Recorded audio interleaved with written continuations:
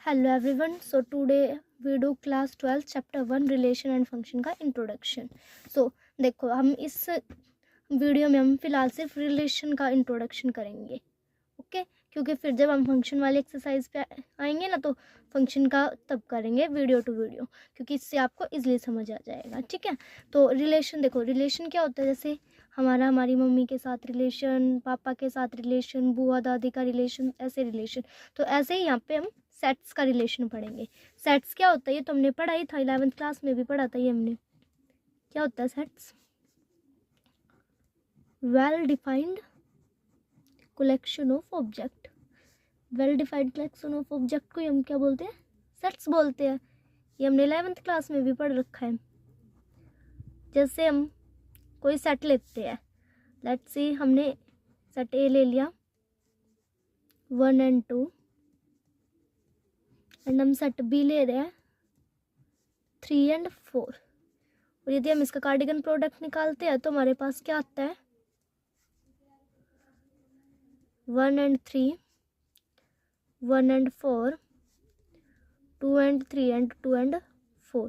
ये हमारा cardigan product आ गया। पता है ना ये कैसे आया? ये हमने 11th क्लास में भी पढ़ा था, ठीक है?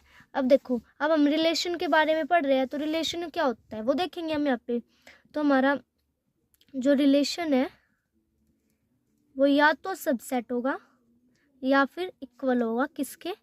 ए कार्डिगन प्रोडक्ट बी के, ठीक है?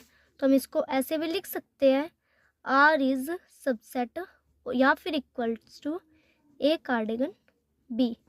Is it clear?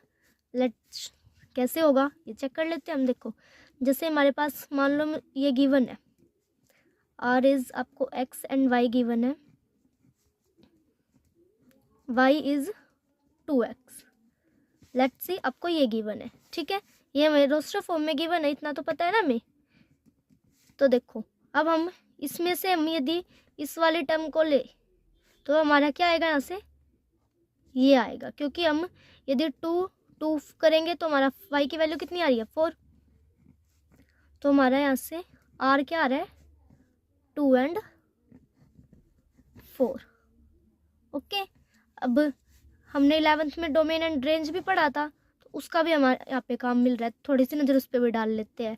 तो मान लो मेरे पास यहाँ पे क्या है? 1 and 3 मान लेते हैं हम। 1 and 3 या 1 and 4 हमारे पास है, ठीक है? तो जो एक्स वाली टर्म होती है इसको हम बोलते हैं डोमेन, एंड जो वाई वाली होती है उसको हम बोलते हैं रेंज, ठीक है? हम डोमेन पुट करके रेंज निकालते हैं। और अब हमारे पास एक नेक्स्ट चीज आती है, टाइप ऑफ रिलेशन।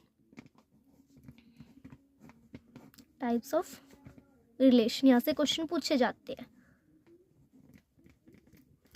जिसमें हमारा फर्स्ट क्या होता है? फर्स्ट होता है हमारा एम्पैथी रिलेशन। एम्पैथी रिलेशन क्या होता है? जैसे हमने 11th में एम्पैथी सेट पढ़ा था ना, ऐसे ही एम्पैथी रिलेशन होता है, जैसे जिसमें हमारा आर क्या होएगा? 5 होएगा। जैसे ऊपर हमारे पास क्या गिवन था? ए सेट हमारे पास गिवन था 1 2, बी गिवन था 3 4, एंड ये हमारा इसका कार्डिगन प्रोडक्ट आ गया था। मान लो यहाँ पे तो मेरे पास आर ये गिवन था, यदि हम इसका आर, मेरे पास ये गिवन है x and y is y is equal to x cube.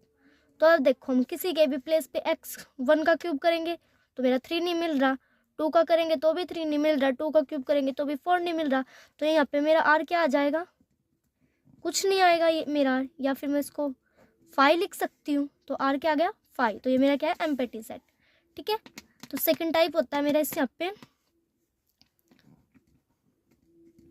Universal. Universal relation में क्या होता है? यूनिवर्सल में होता है मेरा R is equals to A cardigan product B. Means जो ये मेरा ये आया मेरा ए कार्डिगन प्रोडक्ट बी, ये मेरा एक यूनिवर्सल रिलेशन है, ठीक है? अब हमारे पास यूनिवर्सल के कुछ टाइप्स भी होते हैं, जो हमारी 1.1 में मेनली क्वेश्चन उसी से आएंगे। तो हमारा इसका फर्स्ट टाइप होता है रिफ्लेक्सिव। रिफ्लेक्सिव रिलेशन में क्या होएगा?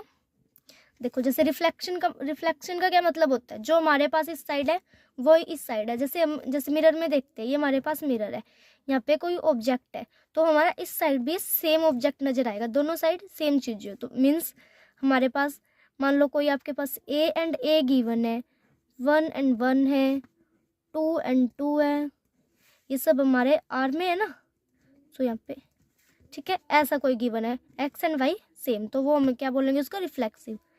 सेकंड है हमारे पास सिमेट्रिक।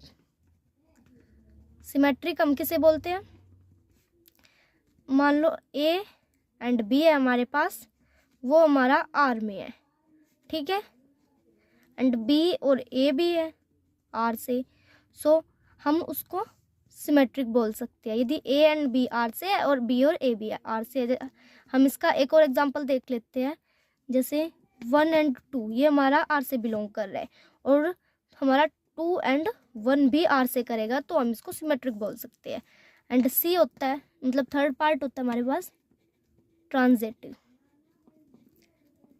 ट्रांजिटिव में क्या होता है, यदि ए एंड बी हमारा आर से बिलोंग कर रहा है एंड बी और सी भी आर से बिलोंग कर रहा है, और फिर हमारा इससे हम ए एंड सी है, यदि वो भी आर से बिलोंग कर रहा है तो हम उसको ट्रांजिटिव बोलते हैं, ठीक है। ये हमारे यूनिवर्सल के एग्जाम्पल है। अब हमारे पास एक रिलेशन और होता है जिसको हम बोलते हैं